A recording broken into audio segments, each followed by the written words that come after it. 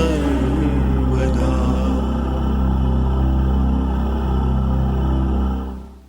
The Bhagavad Gita is a book of mankind's collected experience of and answers to life's most basic questions.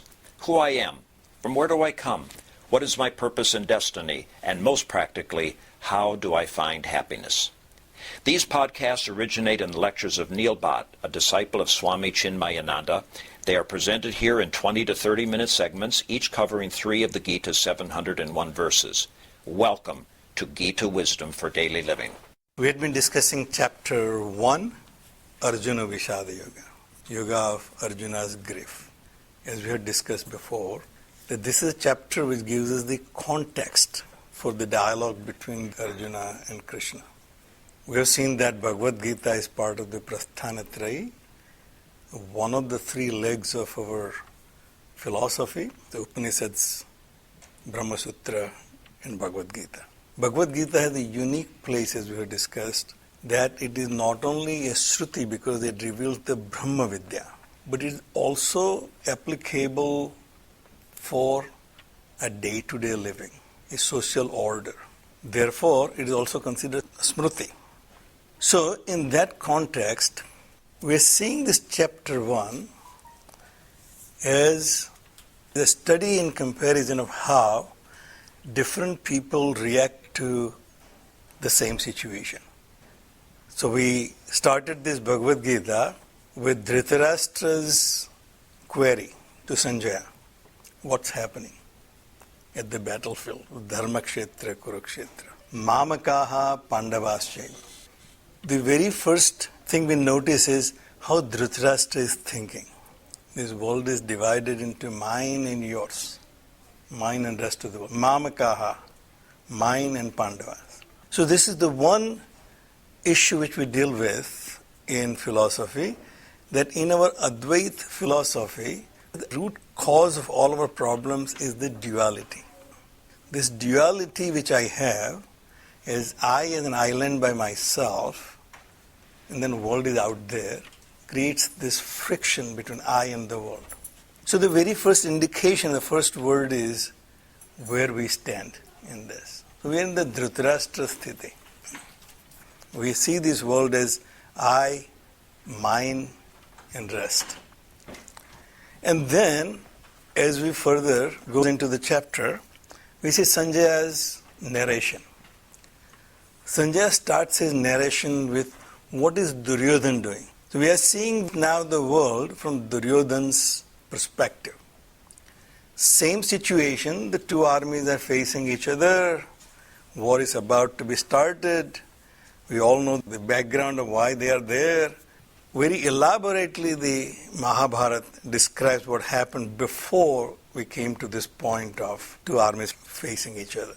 Now Duryodhana is looking at the situation. He sees the situation from a very different perspective. He sees from a perspective whether it is winnable or not winnable. Am I in a winning position or am I in a losing position? The same situation, as we say further in the chapter, Arjuna looks at it very differently.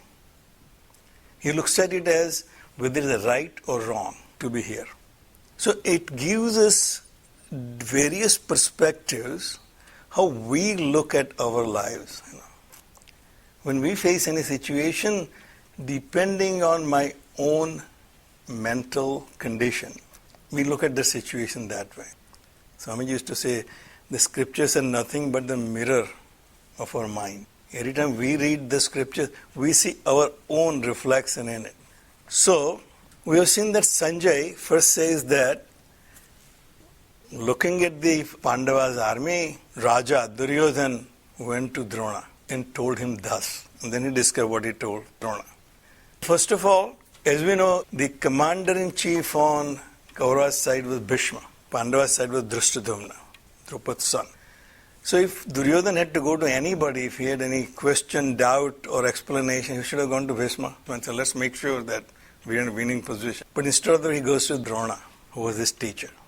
That because it seems he felt that here is a soft spot. Drona is as powerful as Bhishma and Arjuna in terms of his prowess in warfare, but he knew that he has a soft spot for his students. Every teacher has soft spot for his or her best student. Arjuna was Drona's best student. Not only that, all other people who are the great warriors on the other side of Drona's student. So he is now questioning whether he will be at his best when Drona fights this war. So it seems therefore he goes to Drona and tells him, look at the army on the Pandava side, how well arranged it is, commanded by an able commander like Duryodhana, your wise student. And then he says, all of them are your students.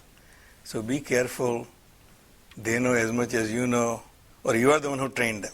So we have seen in the first 6 verses he described who are on the Pandava side. Then the next 6 verses he described who are on our side. But now he is putting it in a way which seems slightly odd. That he says, Asmakam tu visishtaye tanibodha dvijottama. He addresses Drona as Dvijottama, best among Brahmins. He is not here as a Brahmin. Here he is a warrior, and Drona, even though he was born a Brahmin, spent his life in the art of warfare, and he is the greatest teacher. That's why Bhishma actually replaced Kripacharya, who was supposed to be the Rajguru, but he realized that Drona is a better teacher for his grandchildren, all Kauravas and Pandavas. So Drona was the best. But here Duryodhana goes to him and says, oh, best among the Brahmin. It seems like a compliment, but it's a backhanded compliment. That look, at the end of the day, you are a Brahmin. And a Brahmin are known to be softer, They can't tolerate physical or mental torture or agonies. There's a story in Mahabharata about Karna. Karna goes to Parshuram and he wanted to learn, but he goes as a Brahmin because Parshuram don't teach anybody else but Brahmins. Because Parshuram has taken vow that I'll wipe out all Kshatriyas from this planet. So Karna disguised himself as Brahmin. And it went well. He started learning, but one day the Brahmar was biting Karna's thigh and it started bleeding. His teacher, who was sleeping with his head on Karna's lap, the blood starts going under Parshuram's head, so he feels this hot blood and he wakes up and he realizes that what happened. And he said, you are not a Brahmin. You cannot be a Brahmin. If you can tolerate that much pain without moving, you are not a Brahmin. So you lied to me. As we see from this story that Brahmins are known to be softer. You are Dvijottama, after all, a soft person. So I want you to see, Asmakam tu visishtaye. So be aware that even our side, the warriors are not ordinary warriors. They are visishta, they are special. They are better than normal. Nayaka mama sainyasya, the leaders in my army. See the words used are mama, mamakaha on one side. That is the root cause of my problems. Nayaka mama sainyasya sangnarthan tan brabhimite. I'm going to enumerate who are the special leaders in our army. Now, there was no reason whatsoever for Drona to know any of this. He already knew. It was not Drona's even business to worry about. He had his own position and duties. Bhishma was the one who had to worry about who is where. But he is telling Drona. He seemed suffering from anxiety whether this war is winnable or not. And he is getting a little worried. So this is what happens when we go for presentation for our proposal we have submitted. And we know there are 3 national firms we are competing against. Then we start looking, what are our strong points? Look, our strong points is we are local. Then we are this and we are that. This shows our anxiety. How are we going to win this thing when we are fighting a battle against mightier competitor? So here he is enumerating who are on my side to Drona, which shows his anxiety whether the war is winnable or not. Even though he had the larger army than the Pandava. It also tells us that accomplishing more things will not make me more secure, which is how we live our life. More I'll acquire, more secure I will be. Larger the bank balance I have, more my retirement will be secured. It's actually other way around. more I acquire and accomplish, more unsecure I become. Because my expectations from life becomes more and more. More I start relying on my accomplishments and my achievements, I see a long way to go to be perfect. What can I do? So I was talking to my investment advisors. What is the guarantee that you will be able to protect my nest egg 20 years from now? Well, Anil, there are no guarantees. Now, if I never had that much money to worry about, 20 years from now, who worries whatever it is? But because I have at least something that I worry about. So more I acquire, more insecure I become. That's the lesson we learn from this. So he's now insecure, and now he's saying, I'm going to enumerate what are our assets. These are our assets. What is our liability? Our liability is all your students on the other side. But at the same token, our assets, Bhavan, starting with you, you are one of my assets. Bhavan, Bhismascha, and also Bhisma. Karna, Krupascha Samatinjaya. Swamiji points out that he adds an adjective to Krupacharya. Samatinjaya, victorious. Dronacharya knew who Krupacharya is. He was his brother-in-law. Replaced by him as a teacher by Bhisma. Now Duryodhana is telling him he is the victorious one. Victorious Krupacharya is on our side. It shows his anxieties and worry and trying to make Dronacharya be more loyal and faithful to him. Aswathama, his son, he knew Aswathama. Vikarnascha Somadatta Tatha Evacha. So he enumerated these people starting from you. He wanted to make him feel like you are important. Just make sure that your loyalty is not divided between Pandavas and us. Because your students are there, your best student is on the other side, but I consider you as my asset. Then he continues and says, Anyecha bahavaha suraha madarthe tyakta jivitaha. There are many others, great warriors. They are willing to give their lives for me. So it's all about me. You can see in these verses, there is more mama in it than anything else. He is not describing anything which is of value to Drona.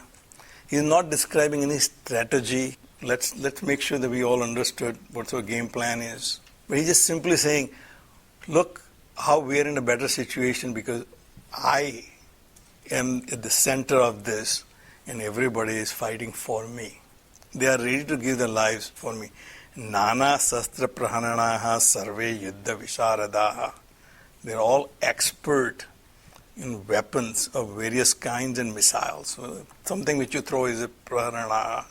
Aparyaptam. So this verse is somewhat of a value to understand. Aparyaptam tad asmakam balam bhismabhiraksitam. Paryaptam tvidam etesham balam bhimabhiraksitam. Now he gives his conclusion. After evaluating who is on Pandava's side, who is on our side, what is our situation? Our situation is, so there are two interpretations Swamiji mentions here, that aparyaptam tad asmakam balam bhismabhiraksitam. Our strength, our army seems aparyaptam. So one interpretation, unlimited, because so huge, is protected by Bhishma. Seems plenty. Paryaptam tvidam etesam balam bhima bhiraksitam. And it seemed like the army protected by Bhima. I'm not exactly sure why not Drushtadumna or Arjuna but Bhima. The simple thing I can think of is Duryodhana's direct competition is Bhima because both were Gada warriors. Bhima is someone to be worried about. So you think that this army protected by Bhima is paryaptam, is limited. It's not large enough. So let's not worry. We are in a winning situation. Everyone who reads Bhagavad Gita comes up with his own interpretation. So whether Bhagavad Gita teaches us the Advaita philosophy or Dvaita philosophy or Visishta Advaita philosophy, it depending on which acharya you follow. All of them looked at Bhagavad Gita and came up with a conclusion it teaches there. Even though Dhyana Shloka, whoever wrote it says, Advaita Amruta Varshinim, Astadasa Dhvainim. clearly says it is showerer of the Advaita philosophy, the blessings of Advaita philosophy. But still we have Visishta Advaita and Dvaita interpretation of Bhagavad Gita. So here, one way to look at it, if he feels this is a winnable situation, he will say, we have unlimited army. 11 Akshoni Sena, as we say. They have only 7. 7, 11. You know, this is where the 7, 11 comes. It's a perfect combination. 7 plus 11 makes 18. 18 looks like a magic number. So that's why 7, 11 is so successful. Aparya, it seems insufficient. Aparya, not enough. Our army protected by Bhishma. For whatever reason, it seemed like that we still don't have enough. If we had all 18 of Akshonis on our side, then it's a winnable situation. They have nothing, we have all of them. Or maybe the ratio may be different, that they have only 2 Akshonis, we have 16. Then it's a winnable. Then it's guaranteed we will win it. So if we have all 18 Akshonis on my side, then it was enough. We are going to win, no problem. But I said, it seems limited. Because we have only 11. They have 7. Who knows what can happen? Paryaptam tvidam tesam balam bhima biraksitam. And it seems that even though they have smaller, but it seems sufficient for them to win this war. So we can see from whichever way you look at it, it seems anxiety. One way I think it's a winnable, other I said it may be questionable. So that shows our mind which is not coming to a conclusion what situation I am in right now. When we face a situation, and unless our goal is other than winning or losing, we'll be always unstable. The next verse says, Ayaneshu cha sarveshu yatha bhagam avasthita bhismam eva abhiraksantu bhavantaha sarve evahi. Now he comes to his strategy. He is telling his own teacher, who he knows is greater warrior and expert in warfare than him. He also knows that Bhishma and Drona, they have coordinated what needs to be done. But he says, so now therefore, I am telling you as the king, all of you are stationed in various divisions, just focus on protecting Bhishma. Bhishma was invincible. He had his own bone of Ichamratu. He cannot be killed unless he wanted to die. He's saying, all of you now protect Bhishma. Simply because, one way to say it, he knew that as long as Bhishma is there, Hastinapur's throne is protected. Because Bhishma had this vow that all my life I'll protect Hastinapur's throne. Whoever is sitting on it, doesn't matter. Therefore, Bhishma is on that side. As long as Bhishma is there, we don't have to worry about losing this war. Therefore, all of you, don't do anything else, just protect Bhishma. So we have this trump card, which is Bhishma. Just protect him. That's his narrow focus on how to win this war. We know that Duryodhana was unstable. Tataha sanjayan harsham kuru vruddha pitamaha. The eldest of the Kuru, Bhishma, is considered the head of the family of Kauravas. He was the grandfather of all Kauravas and Pandavas.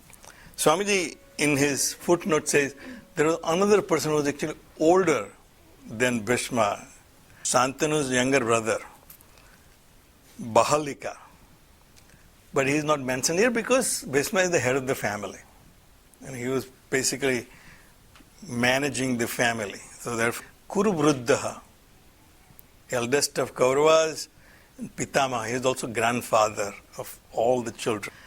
Tasya, there, listening to Duryodhana's narration to Drona, what's happening, he realized that this guy is unstable now. And if I let it go for a long time, it will create more problems than helping him. Siham nadam vinidyochaihi sankham dadmo pratapavan. He blew his great conch so that he is out of that situation of telling Drona what to do and keep thinking about is this a winnable war or not. Well, let's get it done. So we'll know whether winnable or not. See, he blows his conch. This is the declaration of war. So from historical perspective, Kaurava started the war because they declared the war. Bhishma declared the war by blowing his own conch. We'll stop right here. Om Sarve Bhavantu Sukhina Sarve Santu Niramayaha Sarve Bhadrani Pashyantu Ma Kaschid Dukkha Bhag Bhave. Om Shanti Shanti Shanti. Harihi Om. Shri Gurubhyo Namaha. Harihi Om.